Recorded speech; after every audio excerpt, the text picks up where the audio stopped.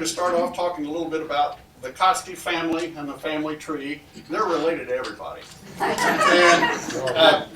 And Mary Rawlings is going to be showing us some pictures and talking about that family tree. And then when she's finished, I'm going to show some pictures and talk a little bit about the grocery stores. And I say stores plural because Kautskys had more than one. And then Jerry Brown is going to fill us in about the history of the basketball team, which is quite an amazing history. And I'm sure many of you may be acquainted with the story of the Indianapolis Kautskys from 1931 to 1947. They were a pretty big deal around here. So having said that, I'd like to introduce Mary Rawlings. Hello. Hey, we're here tonight to talk about the Kautsky family. And this here is a picture of Frank and Louisa. And that was my great-great-grandparents. And this is a picture of them with their 4 children. Emma is on the your far left, and that was my grandmother. And then Frank Sr., I know, was next. Then Catherine, but she was also called Minnie. And Clara, but she was also called Molly. It gets better. Okay. So this is Frank, and he was born in 1863, and he came over on the boat from Prague. And at that time, it was Bohemia, the country. And he went to work for his Uncle Wendell building picture frames.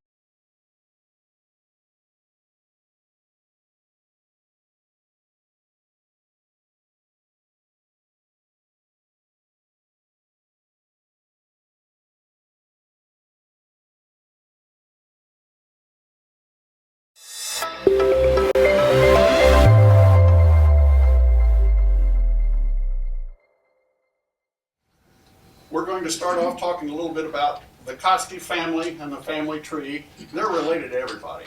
And Mary Rawlings is going to be showing us some pictures and talking about that family tree. And then when she's finished, I'm going to show some pictures and talk a little bit about the grocery stores. And I say stores plural because Kautskys had more than one. And then Jerry Brown is going to fill us in about the history of the basketball team, which is quite an amazing history. And I'm sure many of you may be acquainted with the story of the Indianapolis Kautskys from 1931 to 1947. They were a pretty big deal around here. So having said that, I'd like to introduce Mary Rawlings. Hello. Hey, we're here tonight to talk about the Kautsky family. And this here is a picture of Frank and Louisa. And that was my great-great-grandparents. And this is a picture of them with their 4 children. Emma is on the your far left, and that was my grandmother. And then Frank Sr., I know, was next. Then Catherine, but she was also called Minnie. And Clara, but she was also called Molly. It gets better. Okay. So this is Frank, and he was born in 1863, and he came over on the boat from Prague. And at that time, it was Bohemia, the country. And he went to work for his Uncle Wendell building picture frames. And he did that for a while. Now, they had 10 children, so he stayed in a boarding house. And who did that boarding house belong to but Louisa's parents? And so that's how they met. And then I guess Frank decided he wanted to branch out on his own, and he got into dairy farming. And they ran a dairy farm, and then they delivered it, used to deliver your milk to you. They did that. I think about everybody on the south side did that at the time. So, well, they had 4 children. The first was Clara, or Molly. We always called her Aunt Molly. And she was married to Henry Wright. And they had one son whose name was Orrin Wright, and he was married to Ida. And they were all farmers. And they lived on the far south side of Indianapolis on County Line Road, and between Meridian and Morgantown. And their farm now is what is the Carefree Housing Edition. So they raised Holstein cattle, but then they branched out into sheep. And Orrin was, he traveled all over the world. Ida went with him at that point. And for their prize, with their prize Rambouillet and Dorset sheep. And there's an award, it's called the Orrin Wright Award. It's the highest honor given at the Indiana Sheep Breeders Association. And they were involved in the Indiana State Fair and the Johnson County State Fairs. They were past presidents of the Indiana State Fair. And we would go to visit them many times at the sheep barn at the State Fair. They also were very involved in the Republican Party down in Johnson County. They had one son. His name was Nudie, and he was married and had 2 sons. And then he had since moved to Kentucky, and he just recently passed away. Okay, let's see if this is right. Get it right? Okay, we're on to Frank and Hazel. Frank and Hazel had one son, also named Frank H. Kautsky. Now, Frank and Louisa, that Frank was Frank Kautsky. Frank Kautsky, that so much we're here to hear about tonight, he's Frank Sr. And he's the one that owned the grocery store. And he also had a baseball team and a basketball team. And it makes us it's a little tricky for us because there are 5 Frank H. Kautskys. And I was getting mixed up because I was calling Great Grandpa Sr., but he's not. He's just Frank H. Kautsky. So the Frank Kautsky Sr. had Frank Kautsky Jr., who was Franny, and then I'll go on down the line later. So Barry and Jerry are going to fill you in on what all Frank was into. And, let's face it, they had 6 children. And I think Aunt Hazel was a saint to all that Frank had going on and raising six children. Now, there was a 20-year span between those 20 children, but he had Dorothy, who was married to Jimmy Johnson. She was the oldest. And Lawrence was also called Sickle. Let's see, I've got a picture. These are the 13 Kautsky cousins. And I showed this picture here because all of Frank's children are in it. So anyway, then the second child was Lawrence, but they called him Sickle. And then we had Esther, but we called her Betty. And she married John Gray. And then we had Don, and we had Normie, but we called him Red. And I'm sure many of you probably remember Don and Red at the grocery store. So all of the children did help in the grocery store growing up. Now, the third child was my grandma, and that was Emma Bixler. She was married to George Bixler Sr., and she was my grandma, and Grandpa also started out as a dairy farmer, but he also was a builder on the south side. That is the dairy when it was just the dairy.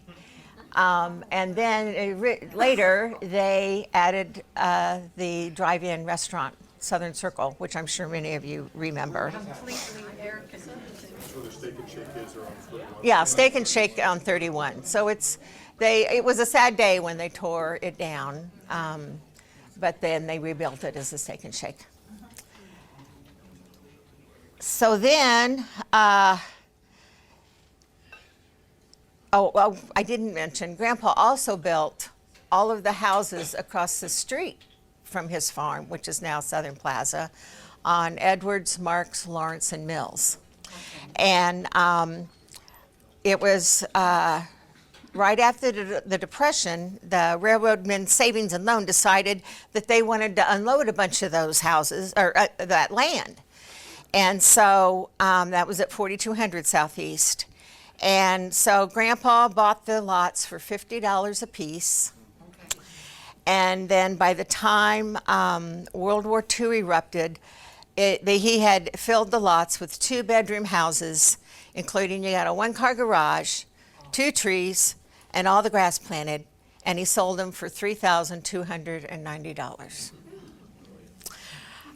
There's also an addition off of Thompson Road called Bixler Perry Park near Abraham Lincoln Grade School that he had a lot of houses built on. He also was in the gravel pit business. Let's see if I have that one.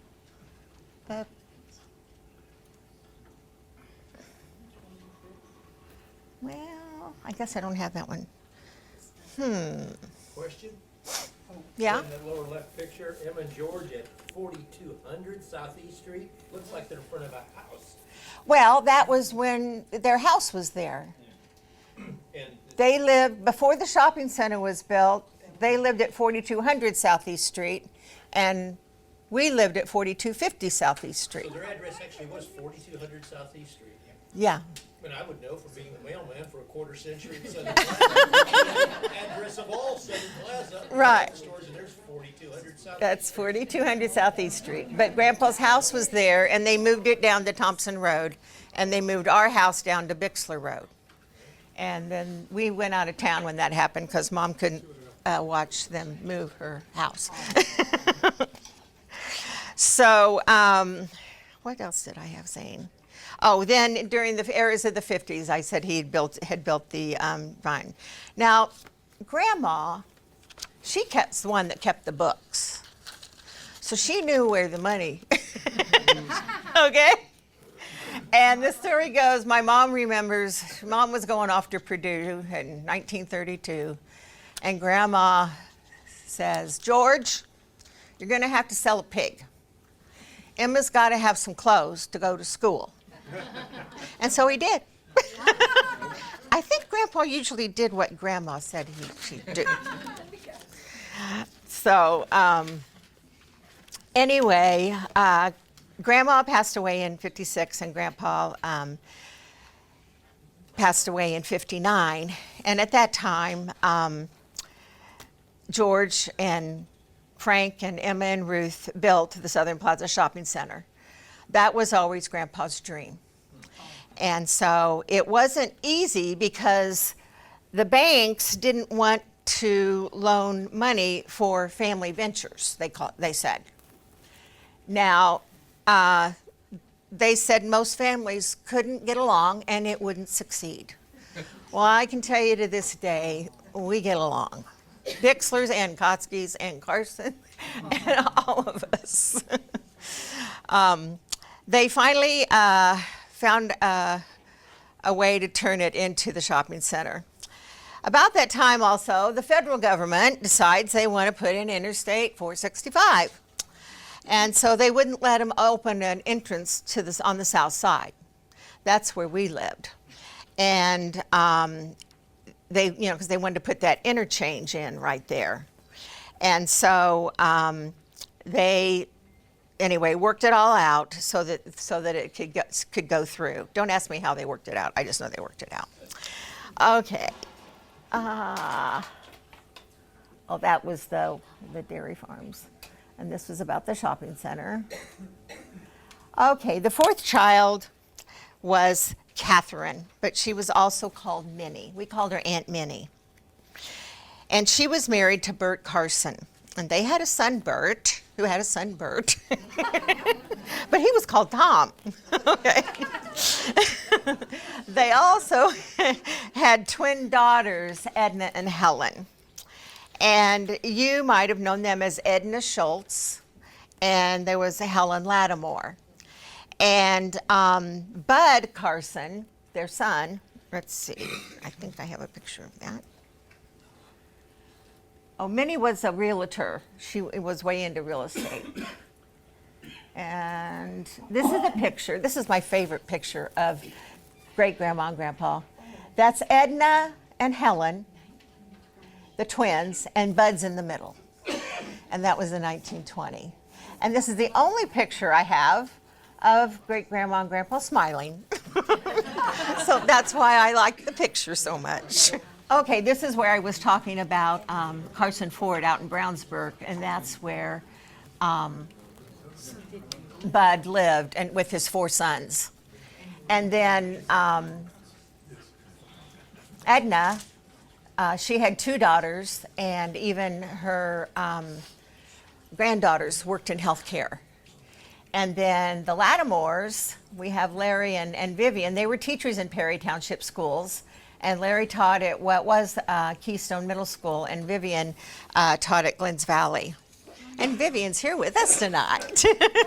I hope I got that one right. Now, Vivian's son, Paul, he's also an entrepreneur, and I guess he took after Grandpa or Uncle George, it would be, because he now has a restaurant down in Bean Blossom. It's Browning's Bean Blossom Restaurant. It's on your way to Nashville, Indiana. So that was real interesting. They also had a son, Steve, and Helen had 2 daughters, Carol and Susie. When Frank Sr. passed, first wife, Hazel, passed away in 1950, he later married Lucille. And that's the great aunt I remember is Aunt Lucille. She and my mom were really good friends. They were together until his passing in 1959. Frank and Hazel, they lived, I don't really have a picture of this, but they live, you can visualize it, at the northwest corner, or is it the southwest? It's the southwest, isn't it, corner of Shelby, no. First they lived at the northwest corner of Shelby and Kautsky Drive, just north of Edgewood Avenue. And I remember him and Aunt Lucille living in the stone house up on the hill, which is at the southwest corner of Edgewood and Shelby. And the Carsons lived on Madison Avenue, just north of Epler, and the Lattimores lived over on Whalen.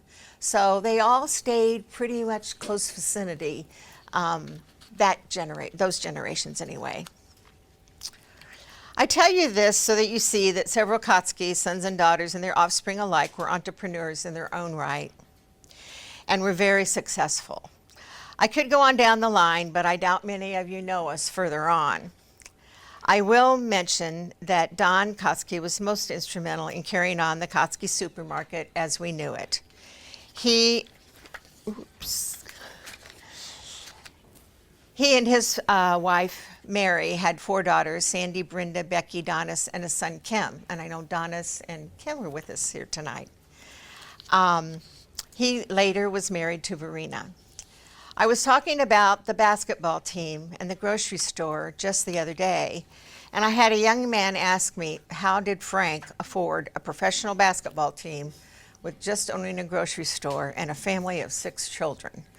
And they would tell you that they didn't have a lot of money, but Frank Sr. loved his sports, and his family definitely ran the store while he pursued running the team.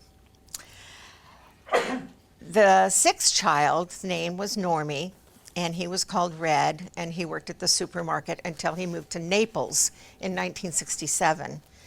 He started a Kautsky supermarket in Naples. Don't know if anyone ever visited that one. Florida? Yeah, in Florida. It was more of a convenience store, his daughter told me. He was also very successful in the ice business in Florida. But you know what? You need a lot of ice in Florida, so I guess that's it. Pat is the last living relative of that generation, and she is 87 years old. She lives in Naples still. There's still several cousins, second cousins, third cousins, and fourth cousins that live on the south side of Indianapolis, but many live in either sunny Florida, I've heard California, Georgia, Michigan. I try to keep track of most everyone, but it is a large family. I did start a family tree 22 years ago, and there are also some albums on the table over there and 2 books on display. And if you have any corrections or additions or something, I would love to know. So it's been nice sharing with you. Thank you so much.